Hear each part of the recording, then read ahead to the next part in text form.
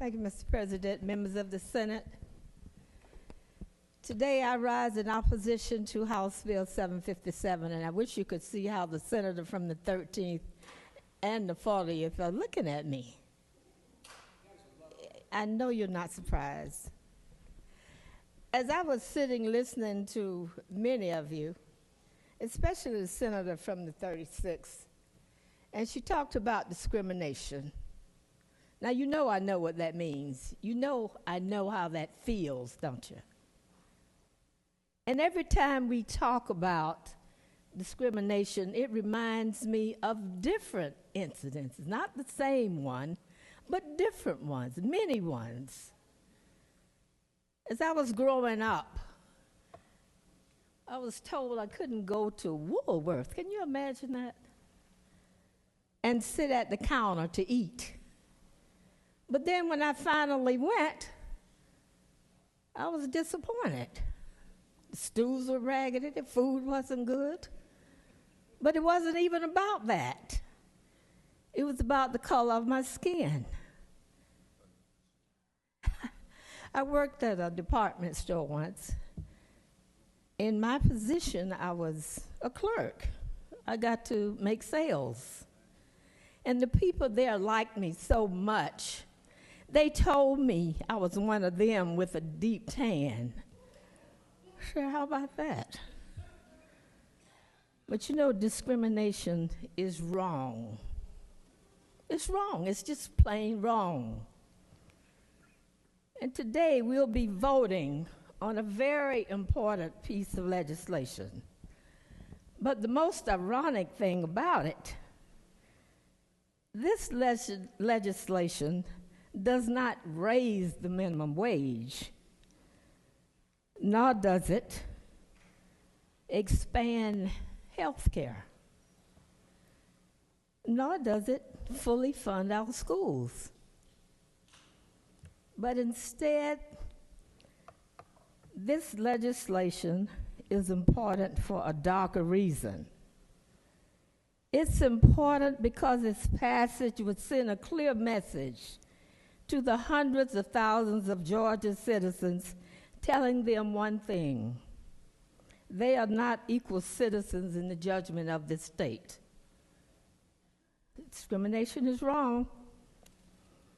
The First Amendment Defense Act would allow those who harbor prejudices to discriminate against not only the LGBT community, but as we have seen with other bills that have been presented unending over the last year, but would harm single mothers and unwed couples as well.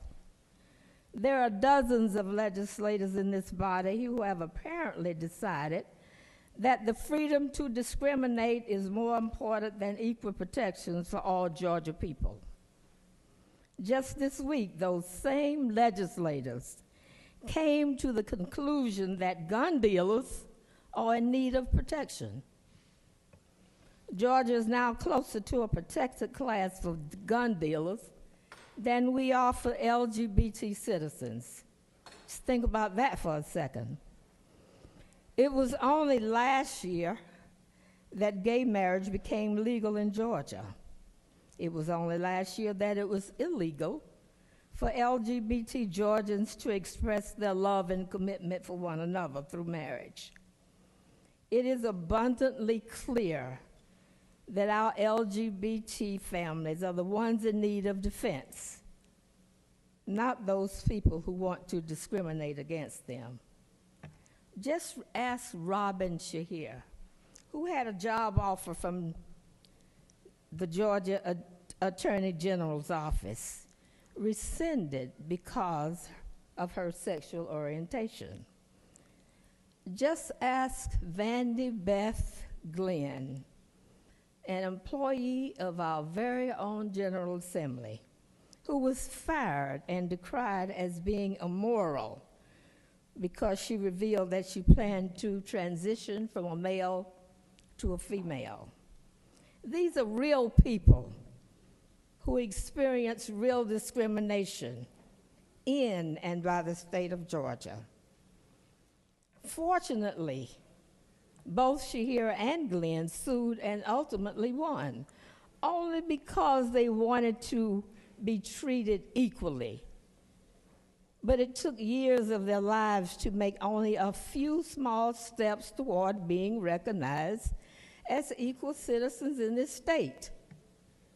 No one in Georgia should have to spend years fighting for basic equality under the law. Every single person should be born with equal rights and equal protections. Instead of moving forward and transforming our state into a welcome home for all types of people, we repeatedly find our state falling backwards from self-inflicted wounds.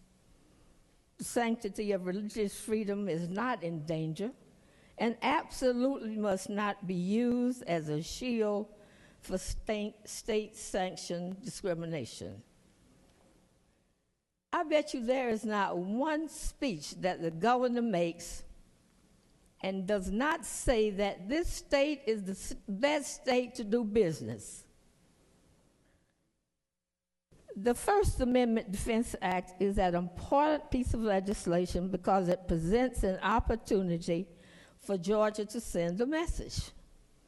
Do we send a message to the world that Georgia is a great place for you to live, work, and raise a family, whether you're gay, straight, transgender? Or do we send a message to the world that Georgia is a great place for you to discriminate and practice your prejudices? The answer to that question will clarify the nature of Georgia's heart and soul. I refuse to believe the nature of our state is so dark, and I hope to see all of my colleagues join me in embracing the light in voting against this bill. Mr. President, thank you. I yield the well.